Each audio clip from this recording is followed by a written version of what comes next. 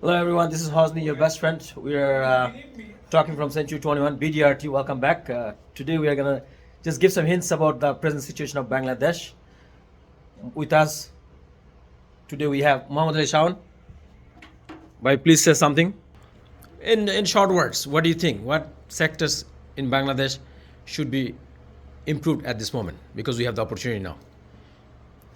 বাংলাদেশে আলোকিত মানুষের দরকার যারা আরেকজনের প্রয়োজনে এমপ্যাথেটিক হবে।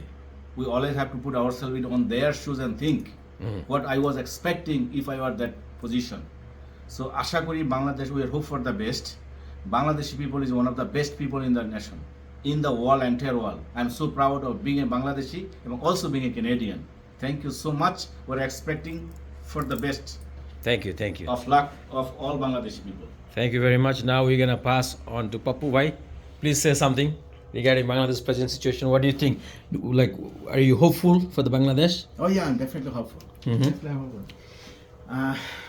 বাংলাদেশের জন্য আমাদের একটি দোয়া রয়ে গেল, হ্যাঁ, কারণ বাংলাদেশের স্টুডেন্টরা যা দেখাইছে সেটা আসলে ভাষা প্রকাশ করার মতো না, হ্যাঁ, এক বাক্যে ওরা যেভাবে তাদের জীবনটা দিছে সেটা ভাষার জন্য দোয়া করি জনগণের জন্য, এবং বিশেষ করে আমাদের মতো আমাদের মাঝখানে এখন ডক্টর ইউনুস আছে, যেটা কিনা সবচেয়ে বিগেস্ট হোপ, হ্যাঁ, তো ও যতদিন থাকবে আমার বিশ্বাস ইনশাল্লাহ কোনো কিছু তাকে আটকাতে পারবে না। We'll go somewhere.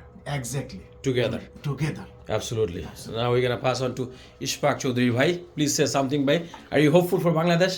Oh, definitely. Thank you. Assalamu alaikum. বাংলাদেশের জন্য বলতে হবে যে আমরা আসলে 9 মাসে বাংলাদেশ স্বাধীন করায় স্বাধীনতা কি জিনিস আমরা হয়তো 50 বছরে বুঝতে পারিনি। তবে বাংলাদেশের যে স্টুডেন্টরা যে জিনিসটা আমাদেরকে এখন দেখায় দিছে, আমরা যদি এটা রিয়েলাইজ করতে পারি, Bangladesh gonna be one of the beautiful country, people gonna live like a free bird. Within 10 years.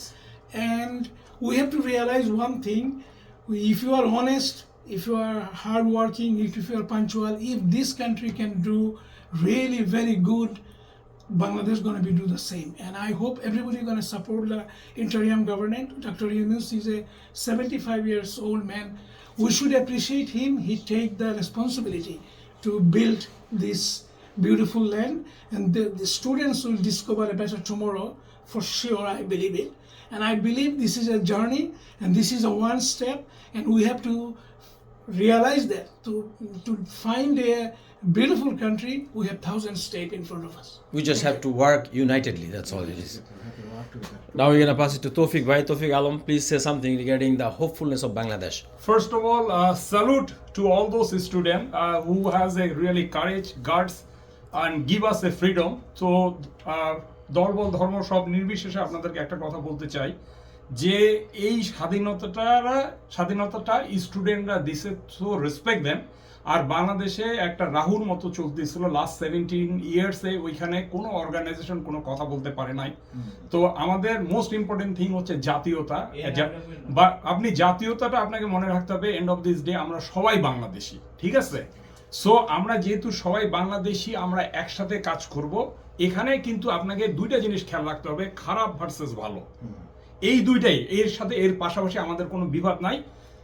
যেহেতু আমাদের প্রত্যেকটা সেক্টর করাপ্টেড হয়ে গেছিল, আপনারা 17 বছর পর্যন্ত এইটা টলারেট করছেন। সো আমি আপনাদেরকে একটা রিকোয়েস্ট করতেছি, humble request, doctor Yunus is a Assam guy, is very respected all over the world.